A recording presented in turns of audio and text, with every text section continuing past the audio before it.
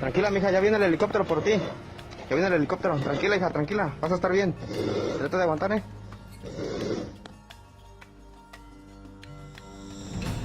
Lo que acabas de ver son los últimos instantes de vida de una de las asesinas más despiadadas de todo México.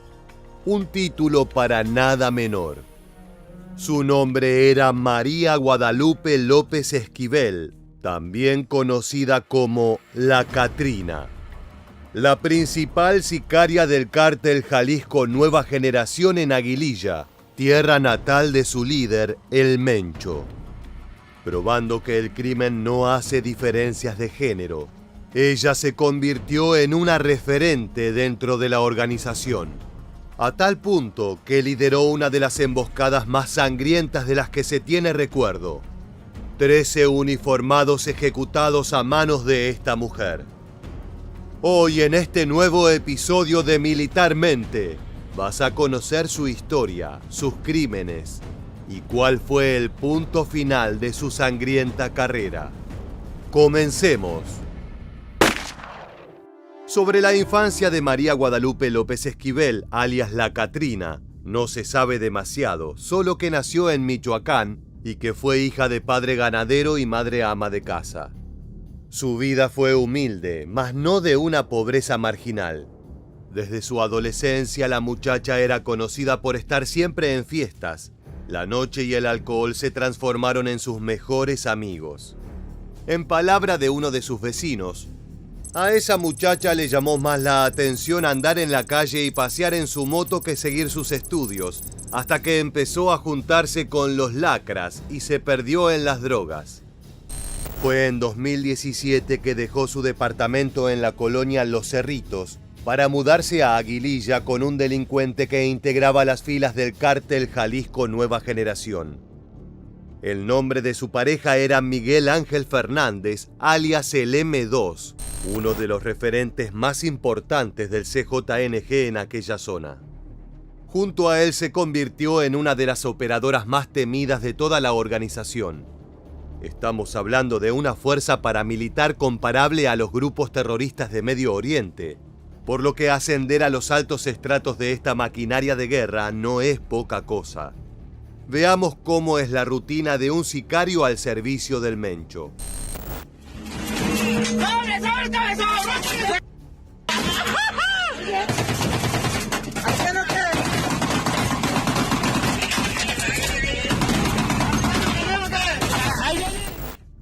El apodo de María Guadalupe está relacionado al folclore y las tradiciones mexicanas. La Catrina es una figura femenina de un esqueleto con un sombrero de ala ancha, que se convirtió en una de las imágenes más representativas de la festividad del Día de los Muertos. La sicaria eligió bautizarse de esa manera como señal de su fiereza de guerrera narco. Cruzarse con López Esquivel era una condena a muerte para policías, narcos y civiles. Su rol dentro de la organización fue variando con el tiempo a medida que se ganaba el respeto de sus pares y superiores. Inicialmente era quien realizaba la parte comunicacional de los secuestros extorsivos. Cuando uno de sus compañeros tomaba de rehén a una persona, era la Catrina quien llamaba solicitando la recompensa y dando los detalles sobre la entrega. Los narcos entendían que la voz tranquila de una mujer era una buena forma de romper el hielo con las personas que debían desembolsar grandes sumas de dinero. Aunque por supuesto las víctimas casi nunca regresaban con vida a sus hogares. Los cuerpos de los secuestrados solían aparecer en tumbas anónimas en las afueras de la ciudad.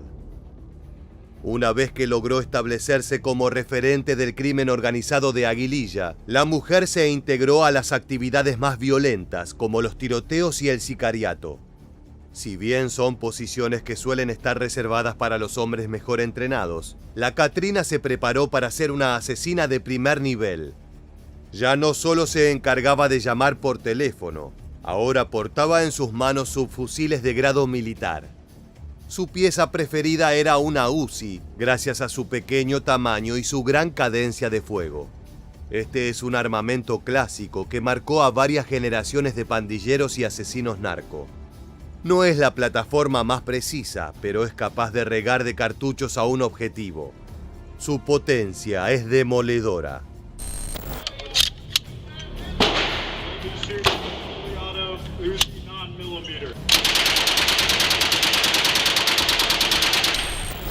La presencia de María Guadalupe en las filas del CJNG no era una anomalía ni una rareza, sino que era parte de un plan más grande. Con el auge del cártel Jalisco Nueva Generación como uno de los grupos más importantes en el negocio del tráfico de drogas en México, sus líderes buscaron ampliar las estrategias delictivas. En simultáneo, mujeres como la Catrina se encargaban de aspectos como el lavado de dinero y la organización económica, aunque en el caso de la protagonista de este video, ella disfrutaba mucho más de la acción en las calles. Amaba jalar el gatillo de su Uzi, y con esa pasión por la violencia es que cometió uno de los crímenes más brutales de los últimos años. La carrera criminal de la Catrina llegó a un momento bisagra el 14 de octubre de 2019. En aquella jornada, elementos de seguridad recibieron la orden del jefe regional de la policía de Michoacán para realizar un operativo en el municipio de Aguililla. Simplemente debían transitar la zona, atentos a cualquier tipo de grupo extraño o de edificación reciente donde se pudiese esconder un laboratorio de drogas. En definitiva, no era una misión de gran escala, ya que no tenían la orden de accionar. Es por eso que no se imaginaron estar marchando hacia su propia muerte. Un comando sicarial integrado por la Catrina los esperaba en las afueras de la ciudad.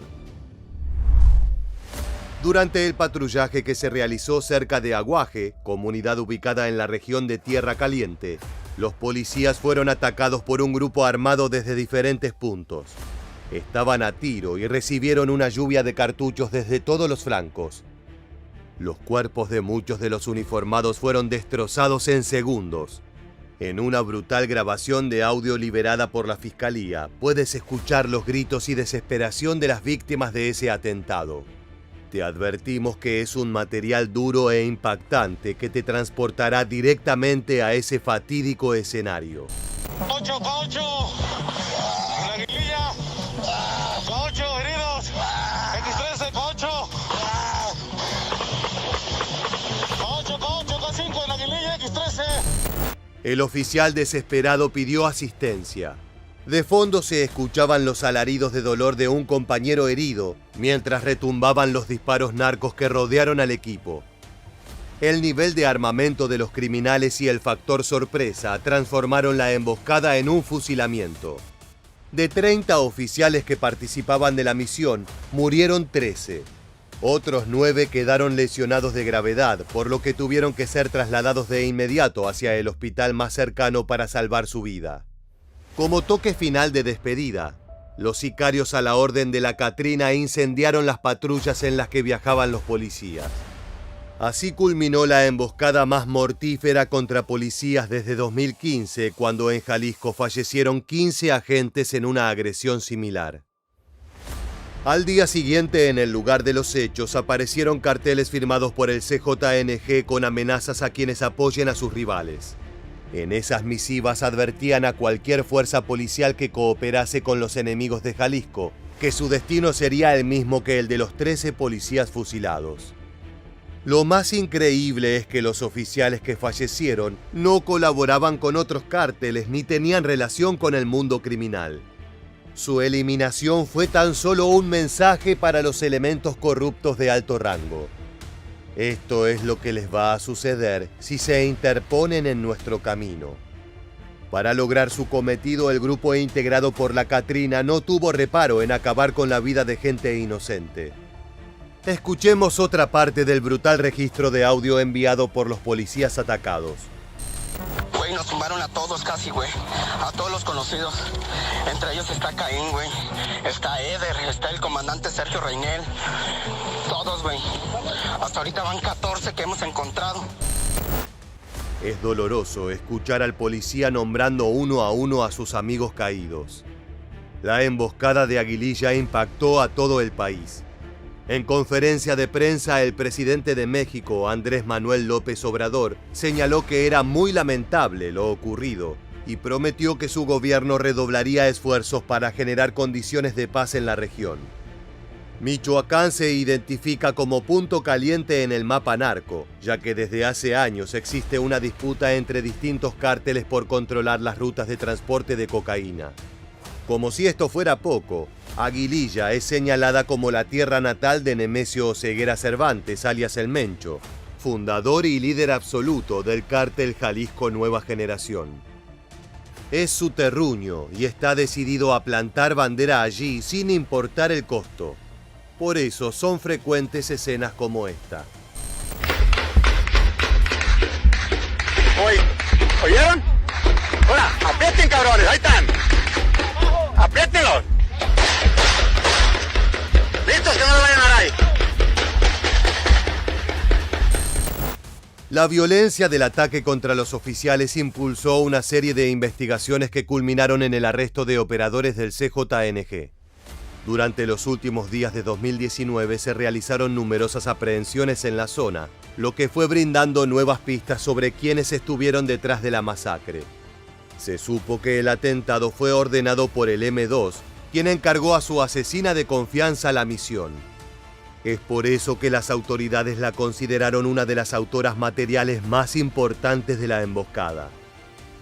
De acuerdo con la información recabada por las autoridades, María Guadalupe López Esquivel fue enviada por el M2 a Alaguaje con el objetivo de asesinar a los policías y dejar las narcomantas en las que se adjudicaban el crimen. En una grabación filtrada, pero aún no liberada por la justicia, se escucha al comandante regional girar instrucciones a la Catrina, su pareja, quien le asegura que la misión se llevaría a cabo según sus órdenes.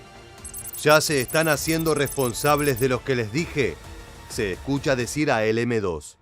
La mujer le responde: sí, comando, nomás se nos ponchó una llanta. A partir de los datos encontrados tras el ataque en Aguililla, se determinó que la joven también era la responsable del pago a los informantes del grupo criminal por el monto de 4.000 pesos mexicanos a la semana. Con esos datos es que pudieron organizar la balacera que acabó con la vida de 13 uniformados. En todo sentido, la participación de la Catrina fue fundamental para el éxito de la operación. Así fue como se transformó en un objetivo prioritario para las fuerzas de seguridad de Jalisco y de Michoacán. El viernes 11 de enero de 2020, soldados del Ejército y miembros de la Guardia Nacional realizaban un patrullaje en una brecha que va desde El Aguaje a Tepalcatepec. Si bien tenían la pista de que en la zona operaban algunos narcos del CJNG, después de días de vigilancia no habían divisado nada llamativo. Todo marchaba con tranquilidad hasta que a la altura de la comunidad La Bocanada, municipio de Aguililla, se encontraron con sicarios del cártel Jalisco Nueva Generación que tripulaban varias camionetas. Los criminales no dudaron en abrir fuego y enfrentar a la autoridad, desatando un fuerte tiroteo. En ese grupo de asesinos de Jalisco se encontraba la Catrina, la sicaria más famosa de todo el país. El combate fue breve pero intenso. Ambos frentes contaban con armamento de grado militar, incluyendo fusiles AR-15 y otras plataformas similares. En esta oportunidad, la superioridad armamentística y el factor sorpresa estaban a favor de las fuerzas de la ley. Durante la lucha fue abatida la Catrina, mientras que el M2 se entregó una vez que entendió que todo su equipo sicarial estaba muerto o gravemente lastimado. La joven fue herida por un proyectil de arma de fuego en el cuello. Aunque fue intervenida y trasladada en helicóptero, murió por shock hipovolémico tras la balacera. Como te adelantamos en la introducción, en una serie de videos registrados en el lugar de los hechos se pueden ver los últimos instantes de vida de la asesina. Una imagen tan triste como brutal. Tranquila, mija, ya viene el helicóptero por ti. Ya viene el helicóptero. Tranquila, hija, tranquila. Vas a estar bien. Trata de aguantar, ¿eh? Miedo en el rostro y sangre en su cuerpo. Los oficiales intentan calmarla, asegurando que sobrevivirá si se mueve con cuidado. En el momento en que fue grabada, estaban aguardando el arribo de un helicóptero que pudiera trasladar rápidamente a los heridos. En estas imágenes podemos ver la movilización de los culpables, quienes fueron puestos de rodillas frente a la nave. Mientras tanto, la Katrina reposaba en los brazos de un uniformado que tuvo que llevarla a cuestas. La joven no tenía fuerzas para mantenerse de pie. Los intentos fueron inútiles. La joven falleció al cabo de unos minutos, poniendo fin a una infame carrera criminal. Este tipo de registros provocan un efecto extraño. Por un lado, siempre es penoso presenciar la muerte de otra persona. Por el otro, conociendo las terribles actividades de las que participó, su desenlace parece lógico y muy en línea con la forma en que suelen fallecer los sicarios narco. Como dice el refrán, quien mal anda, mal acaba. Aquel 11 de enero de 2020 resultó en una victoria rotunda para la ley. En un solo operativo, los uniformados lograron capturar a el M2, comandante regional y nexo entre Aguililla y El Mencho, y a su más temida e importante operadora. Los dos principales responsables de la masacre acontecida en octubre de 2019 habían sido capturados. Además, se logró dar de baja a una poderosa célula regional compuesta por decenas de sicarios de distintas edades, desde jóvenes que recién ingresaban al negocio a experimentados delincuentes con un frondoso prontuario. A ellos se les aseguraron armas largas, cargadores y cartuchos, así como varios vehículos empleados en ataques a autoridades, civiles y a otras organizaciones criminales competidoras. Estos fueron los reportes periodísticos al respecto. Y este fin de semana en Aguililla, Michoacán, durante una balacera ocurrida entre presuntos criminales y el ejército mexicano, murió María Guadalupe López Esquivel, alias La Katrina, supuesta pistolera del grupo armado. La joven de 21 años recibió los primeros auxilios del personal de la Sedena, pero no logró sobrevivir a una herida sufrida. López Esquivel es señalada de ser presuntamente líder de una célula del cártel Jalisco Nueva Generación. El M2 y sus cómplices fueron detenidos y 2 años y medio después recibieron sus castigos que ascienden a más de 3 décadas tras las rejas por la disputa originada contra los policías.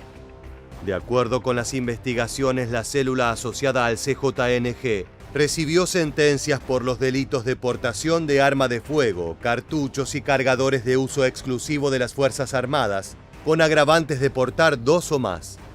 También se les procesó por cargos de narcotráfico en la modalidad de posesión con fines de comercio de marihuana. Lo increíble es que fue un integrante de segunda línea conocido como Everardo Barajas García, quien recibió la pena más alta, con 33 años y 9 meses de prisión.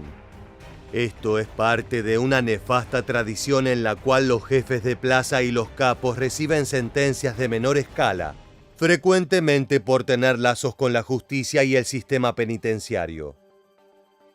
Con esta célula tras las rejas, cabe suponer que la situación ha mejorado para los habitantes de la región, pero no es el caso. Desgraciadamente no es tan sencillo como apresar a un grupo de delincuentes y esperar que los impresionantes números de homicidios y transporte de drogas bajen como por arte de magia. Al día de hoy, las guerras por dominar las rutas y laboratorios de producción siguen tan vigentes como hace 4 años. Ten en cuenta que figuras como el M2 y la Katrina son importantes, pero no irreemplazables para una estructura tan poderosa y con ganancias multimillonarias como el cártel Jalisco Nueva Generación. Las organizaciones que se disputan esa zona son, además del CJNG, la banda de los Viagras, que se esconden en la región de Tierra Caliente, vecina de Aguililla. También operan escisiones de la familia michoacana y los Caballeros Templarios, desarticulados por el ejército y grupos de autodefensas desde 2015. Pero por cada victoria de la justicia, el Frente Narco parece instalar el doble de puestos de producción y reclutar cada vez más soldados a sus filas. La lucha contra el crimen organizado es larga y dolorosa, con frecuentes derrotas como aquella emboscada de octubre de 2019. Es por eso que los oficiales han tenido que acostumbrarse a vivir en un constante estado de alerta. Con personajes tan oscuros como la Katrina, es necesario actuar con el mayor de los cuidados.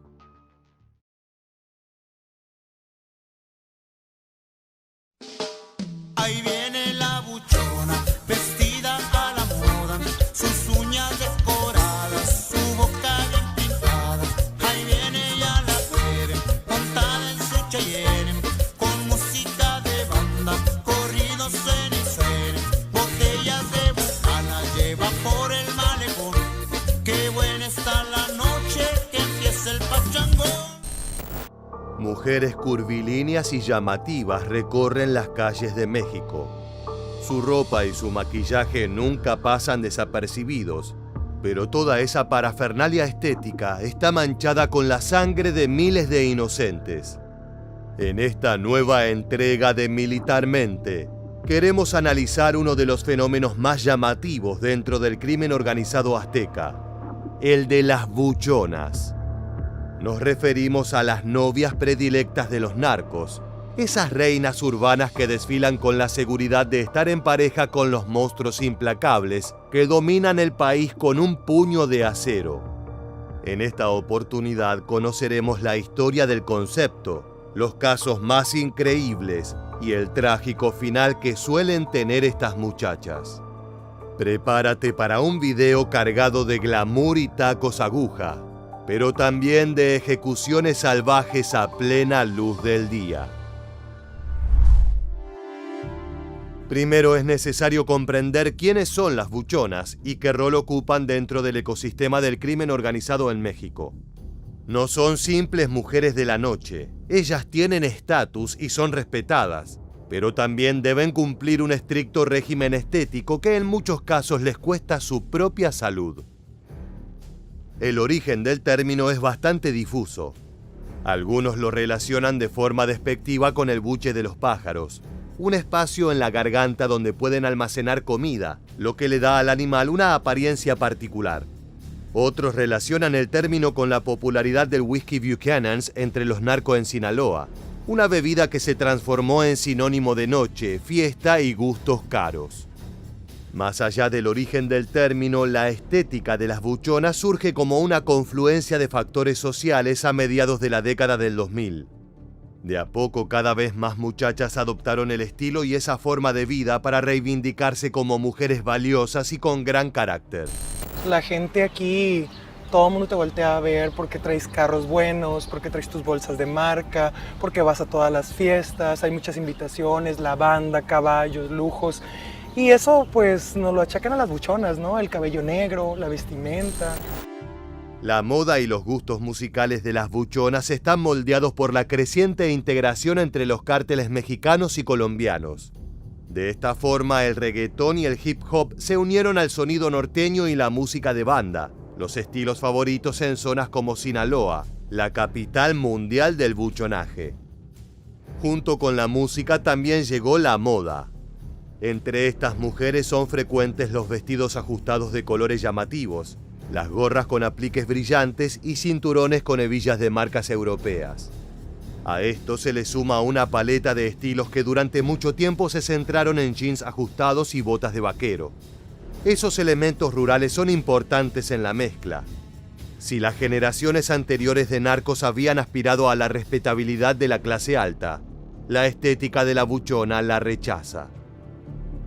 La aparición de las buchonas también significó un cambio radical en la organización interna de los cárteles, ya que su lugar no siempre es el de una esposa pasiva de la mafia, la cual dice no saber cómo su hombre gana dinero.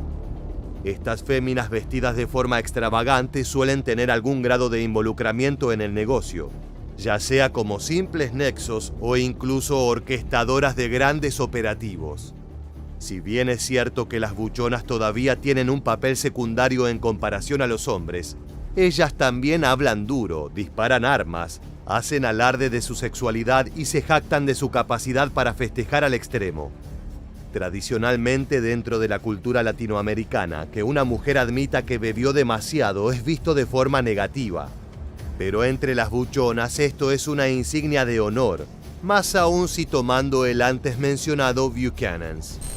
A una mujer buchona o que la catalogan por buchona siempre trata de verse bien, su apariencia tiene que ser perfecta, tanto física y pues ya entrando en el carácter, sí, a veces son muy de carácter fuerte. En sus inicios el término buchona se refería solo a la novia de un narco, pero a lo largo de los años esa palabra ha adquirido significados adicionales, expandiéndose para incluir mujeres que están vinculadas o tienen roles activos en los cárteles. Según estudios realizados por grupos de investigación independientes, las mujeres han jugado tradicionalmente un papel de subordinación dentro del crimen organizado, con tareas como la cosecha de drogas o el transporte de estupefacientes. En este sentido, el Senado mexicano aprobó en 2023 una ley de amnistía para vaciar las cárceles de mujeres en situación de pobreza que habían sido condenadas por tráfico de droga a pequeña escala. No obstante, el mismo estudio apunta que algunas mujeres han aprovechado su relación con los capos para asumir liderazgos en las organizaciones. Son buchonas que se abrieron paso para dejar de ser mujeres objeto y convertirse en las jefas. Para entender por completo esa combinación de femme fatale y jefa narco, lo mejor es analizar el estatus de la buchona más famosa de todas, Emma Coronel, reina de belleza y esposa de Joaquín El Chapo Guzmán. Oriunda de California, desde adolescente participó en diversos concursos estéticos, hasta que conoció al capo sinaloense, con quien se habría casado en secreto en 2007, apenas cumplió 18 años. El rol de Emma siempre fue objeto de debate para las autoridades y los medios de comunicación. Más allá de la vida de lujos de Coronel, una investigación de Estados Unidos la señaló como un elemento activo en el negocio del narcotráfico del cártel de Sinaloa, el más grande del país. Este accionar se ha vuelto cada vez más habitual en las amantes de los capos mexicanos. Incluso en 2016, Coronel habría intentado sobornar al sistema penitenciario para lograr una tercera huida del Chapo de la cárcel, pero no tuvo éxito en su búsqueda. Apodada por algunos como la Kardashian de Sinaloa, Coronel acaparó los flashes neoyorquinos durante el juicio de Joaquín El Chapo Guzmán por su estilo despampanante y su religiosa asistencia a las audiencias.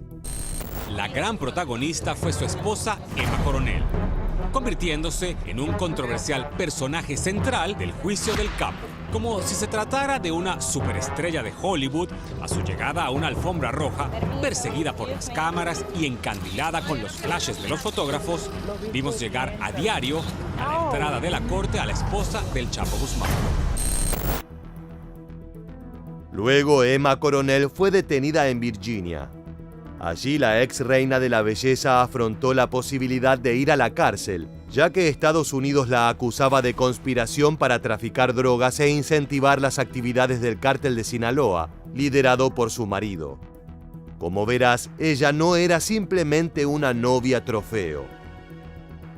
Las buchonas se jactan de consumir solo lo mejor en cuanto a ropa y accesorios. Caminan con la frente en alto mostrando los regalos caros que reciben, aunque hay un precio muy alto que pagar.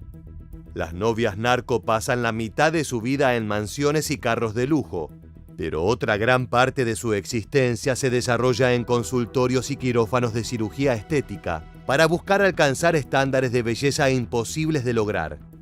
Escuchemos las palabras de una mujer que para mantener la relación con un sicario debió ponerse bajo el bisturí. Una mujer buchona tendría que tener muy buen busto, muy buenas pompas, delgada, bien vestida, en buenos lugares y lujos. Yo me hice una lipoescultura, me quitaron grasa del abdomen, me pusieron busto, grasa en la pompa. Me gusta cómo me veo ahora, siento que encajo en toda una sociedad. En el escritorio de su clínica en la ciudad de Culiacán, la doctora Rafaela Martínez Terrazas tiene una pila de solicitudes de clientes potenciales. Mujeres que quieren cirugías plásticas. La mayoría de ellas busca hacerse procedimientos asociados con lo que se conoce como narcoestética. Una cintura más pequeña y definida, caderas anchas con glúteos más grandes, labios rellenos de botox y mandíbulas limadas para tener ángulos perfectos. La estética buchona está relacionada a figuras hiperfeminizadas y exageradas, con pechos grandes, bocas gigantescas y una sensualidad exacerbada en todos los aspectos. Son un reflejo de la vida de lujos y excesos de sus parejas. Esos detalles físicos se acompañan con ropa ostentosa y automóviles de alto valor que llaman la atención de los vecinos. Son las reinas de la calle y su poder se sostiene en ser una suerte de esposas trofeo de los capos. La doctora Rafaela Martínez Terrazas explica: la edad promedio de mis pacientes es de entre 30 y 40 años, pero con mucha frecuencia vienen mujeres mucho más jóvenes, incluso menores de 18 años. Compiten entre sí a ver quién tiene el mejor cuerpo o la cintura más pequeña. Todos esos procedimientos cuestan dinero, y ahí entran en juego los sponsors y patrocinadores de estas muchachas.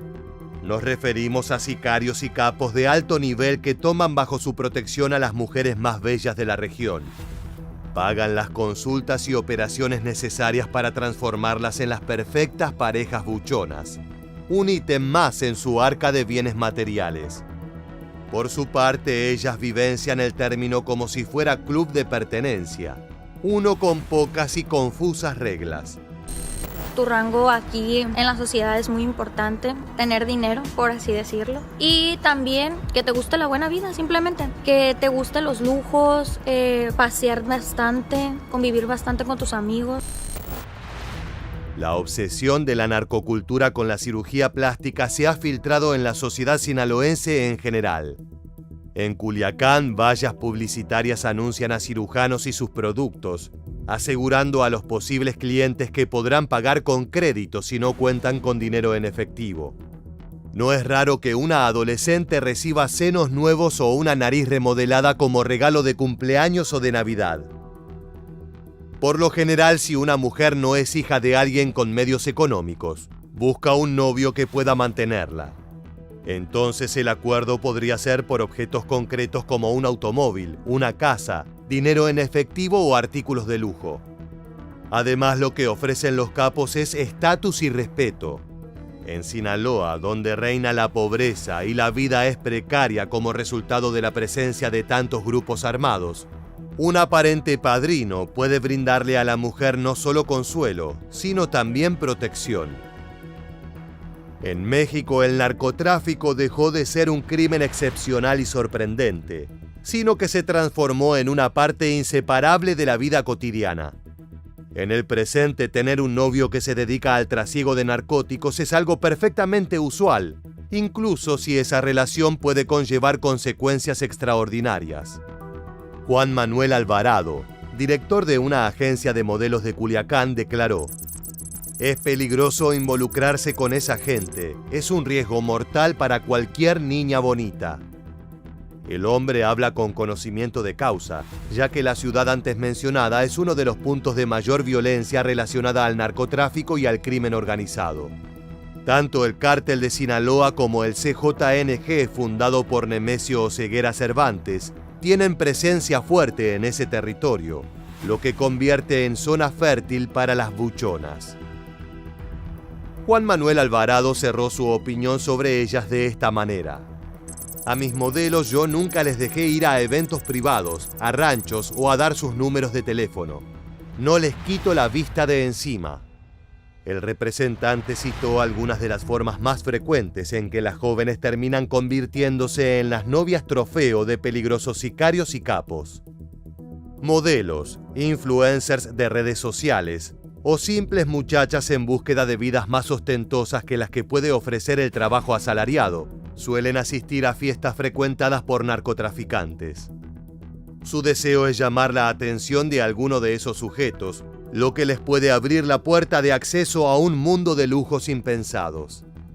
Fiestas de los buchones, te comento, tiene que haber los mejores grupos de la ciudad, los que estén de moda, los que cobran más caros, porque si no contratas a los que cobran más caro, la fiesta pues como que no tiene interés para nosotros. Ok. Si tú me dices, vamos a ver a un grupo musical o vamos a ver otro, pues nos vamos al que esté el mejor grupo, ¿no?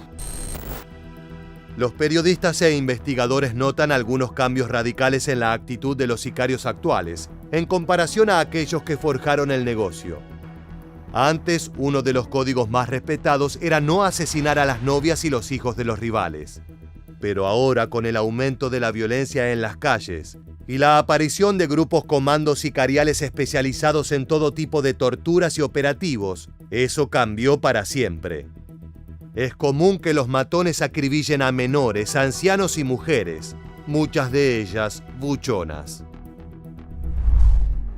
El reportero especialista Ricardo Ravelo ha realizado investigaciones sobre los casos de las buchonas que resultan muertas por los negocios de sus novios. Según su perspectiva, estos ataques pueden catalogarse como venganzas y ajustes de cuentas. Agredir a un sicario o capo narco es complejo, ya que suelen viajar con escoltas y tener un arsenal de guerra a su disposición para protegerse de encuentros inesperados. Por el contrario, sus parejas son objetivos más asequibles y vulnerables. Es por eso que una manera de golpear duramente al rival es matar a la mujer que ama. Uno de los casos de buchonas asesinadas más impactantes ocurrió en Baja California. En ese territorio, un grupo sicarial acribilló a la presunta novia del jefe de asesinos del cártel de Sinaloa, Teodoro García Cimental, alias El Teo. Ese crimen desató una ola de muertes en Tijuana, la cual dejó un saldo de 37 muertos relacionados de una forma u otra al ajusticiamiento de la buchona favorita del capo sinaloense. Entre los caídos se reportaron 3 niños y 5 policías locales, lo que conformó una lista tan variada como tétrica. La misma suerte corrió Zulema Julia Hernández, quien captó la atención de Joaquín El Chapo Guzmán en los 90. Es evidente que el capo tenía un gusto por las mujeres llamativas. Ella permaneció algunos años tras las rejas, pero una vez libre trabajó para la banda de Guzmán en distintos ámbitos criminales, rol que terminó siendo su condena mortal. Zulema Julia Hernández fue asesinada en diciembre de 2008 de forma brutal. Su cadáver fue encontrado abandonado en un automóvil cerca de la Ciudad de México, con claros signos de violencia y tortura previo al asesinato. Sus verdugos le marcaron los senos, el estómago y los glúteos con la letra Z, el símbolo de los Zetas, un cártel rival. Fue una escena morbosa y oscura que dejó en claro un cambio de época en cuanto al grado de brutalidad de las organizaciones delictivas. Más cerca en el tiempo, una de las buchonas más conocidas fue encontrada sin vida en noviembre de 2012. Se trataba de María Susana Flores Gámez, ganadora del concurso Miss Sinaloa de 22 años de edad. Lo más increíble es que no cayó en un atentado o agresión calculada para acribillarla, sino que formó parte de una confrontación armada con elementos del ejército y la policía local. Escuchemos un registro de aquella brutal balacera.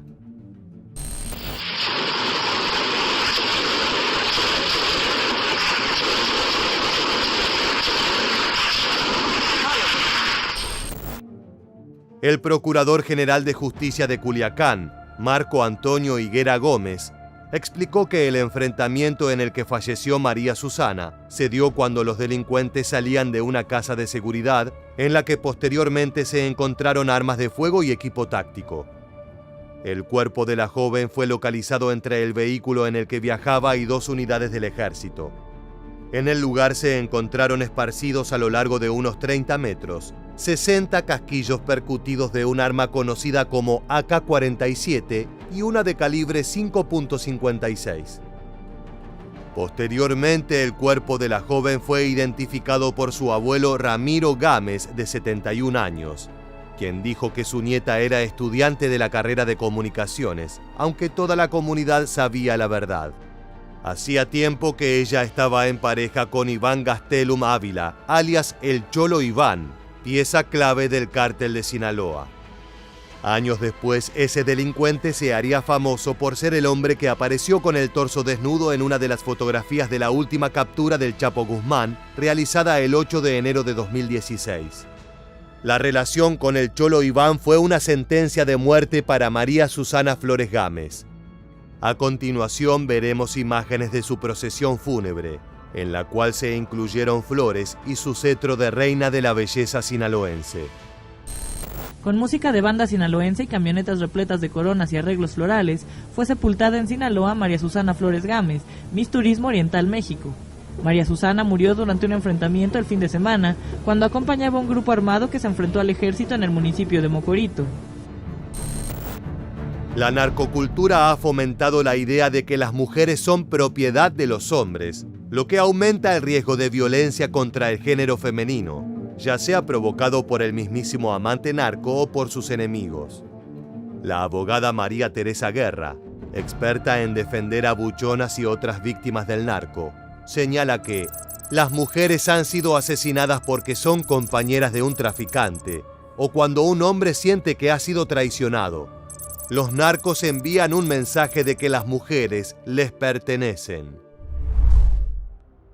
Desde hace tiempo la narcocultura ha encontrado la forma de infiltrarse en la sociedad, generando una preocupante glorificación de los traficantes violentos.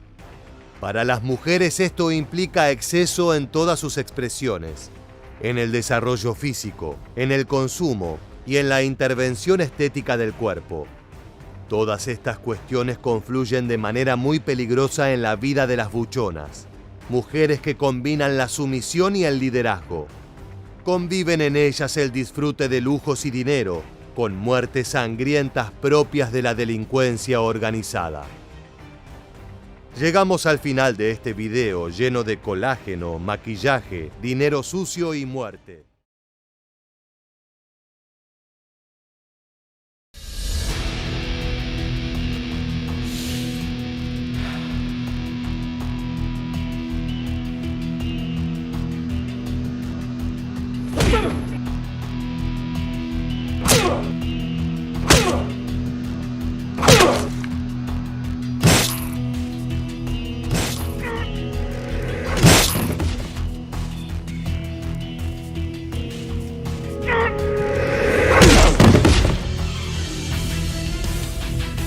¿Qué hace falta para volver loco a un hombre?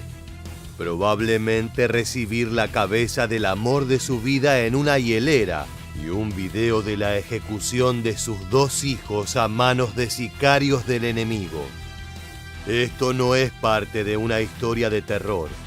Son hechos de la vida de Héctor el Güero Palma, uno de los fundadores del Cártel de Sinaloa.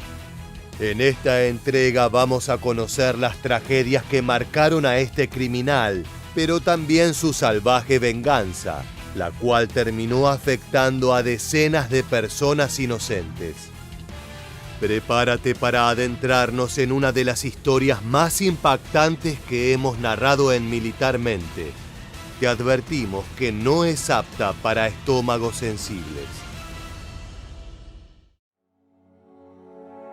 Héctor Luis Palma Salazar, mejor conocido como El Güero por su cabello rubio y ojos azules, nació en abril de 1953 en La Noria de Abajo, en el municipio de Mocorito, Sinaloa.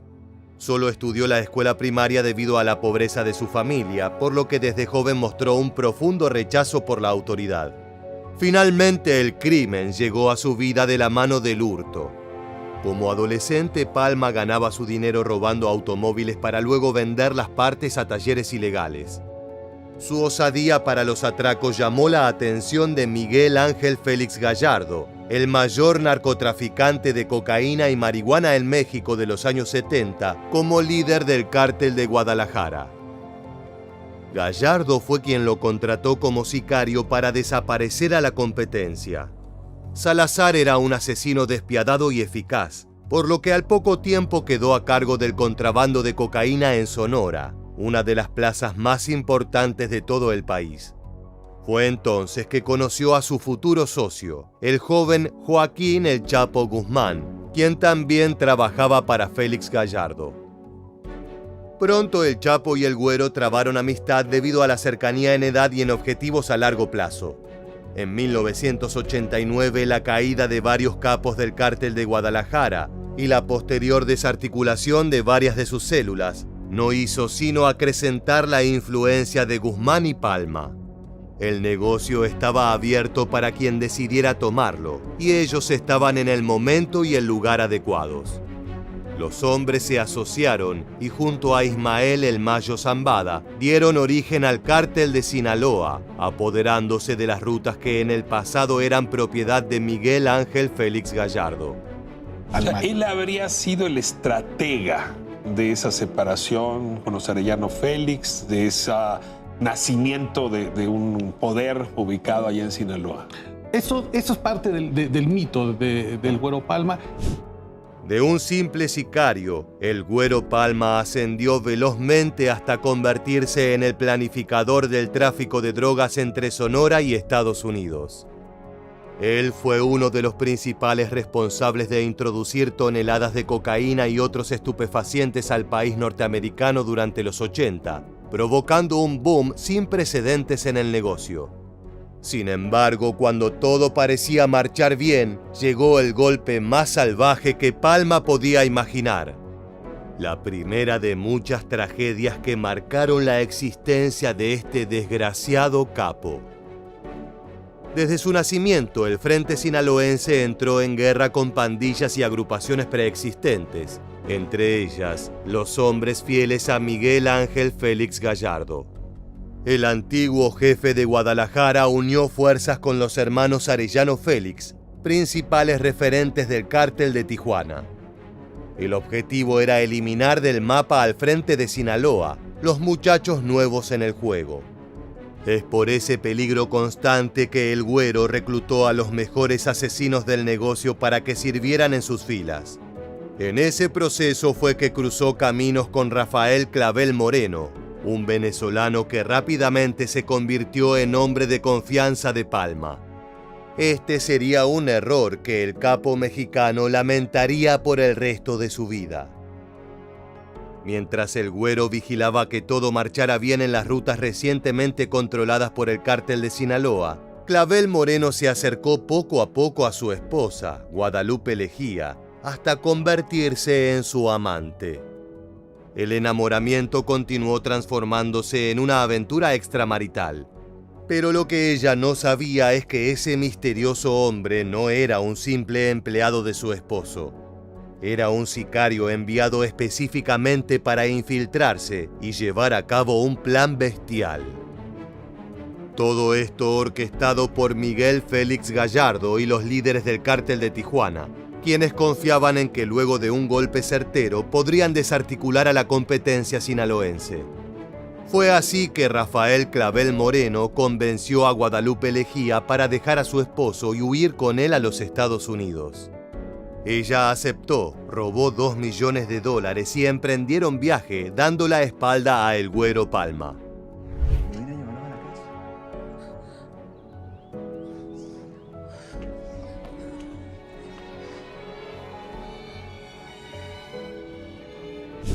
Durante el camino todo se desarrolló con aparente normalidad. Los niños no comprendían demasiado, pero estaban acostumbrados a los planes sorpresivos, teniendo en cuenta el trabajo de su padre. Lo que ni ellos ni su madre imaginaban es que estaban viajando junto a su verdugo. Cuando llegaron a la ciudad de San Francisco, Clavel Moreno degolló a Lejía en la habitación de un hotel. La masacre fue rápida. El venezolano era un profesional en el arte de eliminar personas. En cuanto a los infantes, los mantuvo con vida algunos días más. Tenía planes mucho más oscuros para ellos. No contentos con quitarle a su familia, Gallardo y los Arellano Félix le enviaron a Palma la cabeza de su amada dentro de una hielera. El capo sinaloense estaba consumido por el odio y la tristeza, pero a su historia de terror aún le faltaba un último capítulo, un tenebroso epílogo que da cuentas del nivel de maldad que manejan los cárteles. Tal vez sea el ataque personal más macabro jamás efectuado por el mundo criminal mexicano. Al cabo de una semana, el sicario Rafael Clavel Moreno le hizo llegar a El Güero un video grotesco en el cual mostraba cómo lanzaba el cuerpo de sus dos hijos, Natalí de 4 años y Héctor de 5, desde el Puente de la Concordia en Venezuela. ¿Puedes imaginarte el impacto que recibió al ver esas imágenes sacadas del mismísimo infierno? Si bien el narcotráfico es un negocio peligroso y quienes ingresan a él ya saben con qué tipo de armas están jugando, el castigo que cayó sobre este hombre parece morbosamente excesivo, incluso para el truculento mundo que habitan. De a poco las escasas reglas morales que regían las actividades del crimen organizado se borraron para dar paso a la brutalidad que conocemos hoy en día. La primera reacción de Palma fue el duelo. No hay mucho más para hacer cuando de un día para otro pierdes a todas las personas que alguna vez amaste. El Güero le construyó a su familia un mausoleo con un valor estimado en $420,000. La imponente y lujosa edificación se ubica en el Panteón Jardines del Humaya, en Culiacán, Sinaloa. Lejos de apaciguar el conflicto entre el cártel de Sinaloa, los Arellano Félix y Miguel Ángel Félix Gallardo, aquella matanza fue como echar gasolina a un incendio para intentar apagarlo. En venganza, Palma ordenó la captura de 9 amigos y familiares de Miguel Félix Gallardo. El resultado fue una masacre sin precedentes. Semana tras semana, las autoridades encontraron restos humanos dispersos en distintas zonas del país. Todos los cuerpos presentaban múltiples golpes, fractura de cráneo y estallamiento de vísceras. Antes de fallecer, habían sido torturados. Sus últimas horas de vida estuvieron repletas de dolor y tormentos inimaginables. Era el precio a pagar por haberse metido con lo que Palma más quería. Como te anticipamos, esta guerra sin cuartel fue el inicio del cambio del código entre narcotraficantes de no agredir a las familias.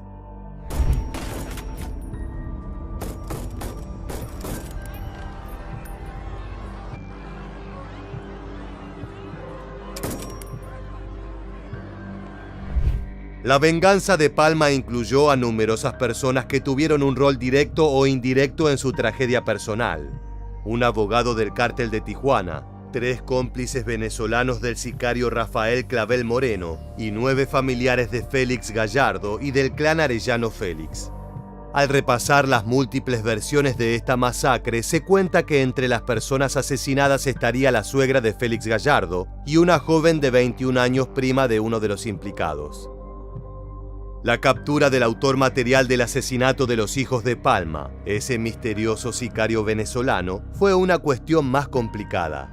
La distancia y el bajo perfil del victimario hicieron que el Güero tuviera que invertir miles de dólares para atrapar a Rafael.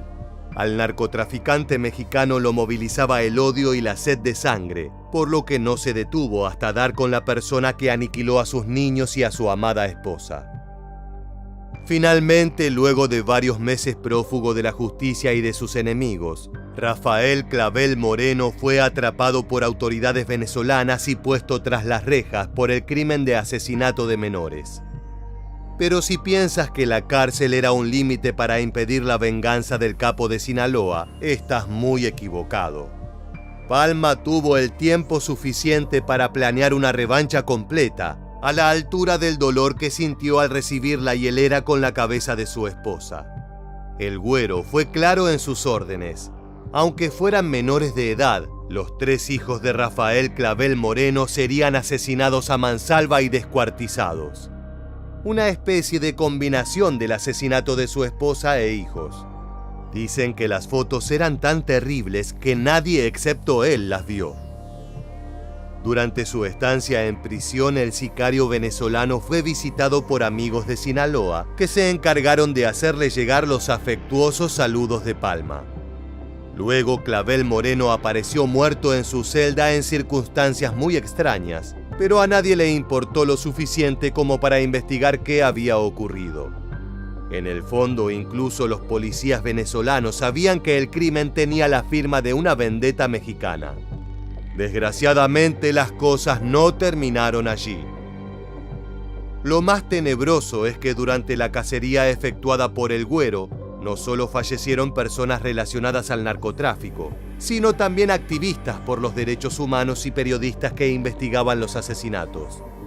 Enloquecido por maximizar su venganza, el sinaloense contrató en 1990 a un grupo de 4 policías judiciales para asesinar a la activista Norma Corona, quien reportaba las novedades respecto a las extrañas muertes de 3 abogados que, por desgracia, habían conocido alguna vez al venezolano Rafael Clavel Moreno. Norma Corona era una abogada valiente. En la comunidad de litigantes se la conocía por defender aguerridamente a víctimas de la violencia, incluso si del otro lado se encontraban policías o capos narco. Ella creía que esos 3 colegas suyos habían sido detenidos por uniformados corruptos, secuestrados, torturados y asesinados como parte de la guerra en el Pacífico mexicano. Así que había decidido representar a sus familias y hallar a los culpables. Aquella decisión fue fatal. Norma fue asesinada a balazos dentro de su vehículo el 21 de mayo de 1990 en Culiacán. Hasta el día de hoy, este sigue siendo uno de los crímenes sin resolver más conocidos de México, aunque el nombre de Palma siempre es mencionado. Oscar, ya vuelve el Güero Palma directamente. ¿Es él el responsable del asesinato de Norma Corona? Está en el expediente, ¿no? Porque el responsable se mencionó en su tiempo también al comandante González Treviño de la PGR, Policía Judicial Federal, y también se mencionaba obviamente a Héctor Palma Salazar. El asesinato fue el primero de muchos atentados enfocados contra activistas. Según un conteo de la red TDT, un organismo que vela por los derechos humanos, en México han sido asesinados desde 2001 hasta 2023 al menos 325 trabajadores relacionados a ese rubro. Se trata de una profesión de riesgo en un país controlado por grupos terroristas dispuestos a todo. Ahora sí, regresemos a las andanzas de Palma. El 23 de junio de 1995, el Güero despegó de Ciudad Obregón con destino a Toluca para asistir al casamiento de un colega.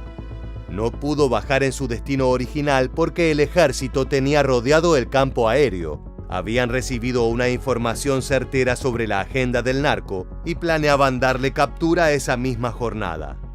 El Learjet de Palma enfiló a Zacatecas, pero tampoco pudo aterrizar allí por la presencia de uniformados.